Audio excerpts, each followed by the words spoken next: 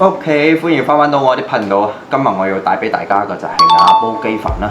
咁樣瓦煲雞飯響怡保嚟講，應該係冇人唔識嘅。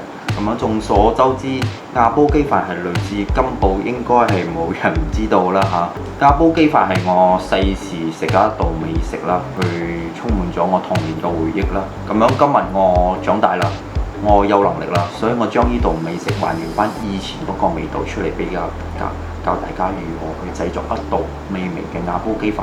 咁樣我哋都唔理多講啦 ，Let's go！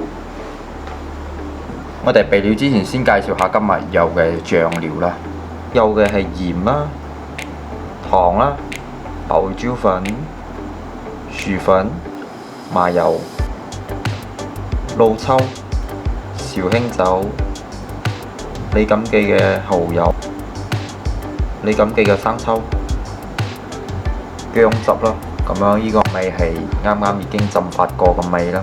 到介紹材料啦，今日我哋有用到全備一隻啦，and then 葱啦，到陣時係要切葱花嘅，鹹魚一嚿，一孖臘腸，亦都可以用潤腸、臘腸配搭啦，咁樣睇個人嘅喜好啦。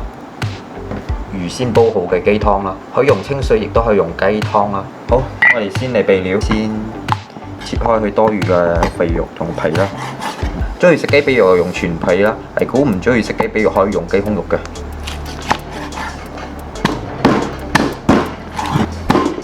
然之後我哋先嚟醃雞啊，半湯羹薑汁，鹽多少啦，半茶匙，人哋麻油多少，糖半茶匙，薯粉落多少，蠔油我落半湯羹落去啦，老抽多少？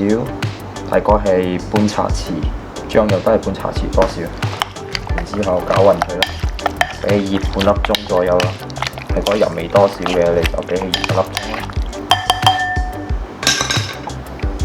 然之後臘腸啊媽，都唔係食咁多肉嘅話，放一條已經夠咗嘅。咁樣臘腸打斜切啦。然之後今日我哋又準備一個瓦煲啦，呢個味係已經準備好嘅，已經浸好嘅，係200克嘅。浸到咩程度呢？浸到嗰個味轉係白色啦。你睇下，佢原本係透明㗎嘛，咁樣佢變係白色啦，咁樣嘅程度啦。然之後今日我哋有預先熬好高湯啦，1:0.9啦個份量啦。咁樣而家我哋開始落去煮啦嚇。大火煮咗去3、4火，大概煮10分鐘。然之後我哋將嗰個鹹魚先煎上嚟先。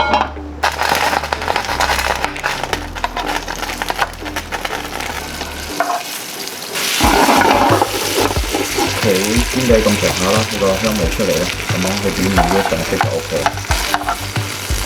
咁樣我哋先嚟調瓦煲雞飯嘅醬啦，黑醬油今日用到半湯羹噶啦，醬油1湯羹，蠔油係1湯羹噶啦，然之後多少紹興酒。麻油多少？煲湯1湯羹，將佢攪勻就 OK 啦。OK， 10分鐘後我哋要開蓋啦，將肉放落去啦，俾佢燜熟啦。然之後再俾佢煮5分鐘。OK， 5分鐘嘅時間到啦，開蓋。啱啱調好個醬油，咁我哋落上去啦，落1湯羹落去。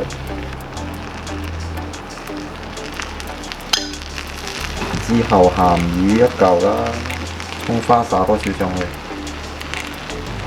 咁我哋個瓦煲雞飯好啦，咁該開上菜啦。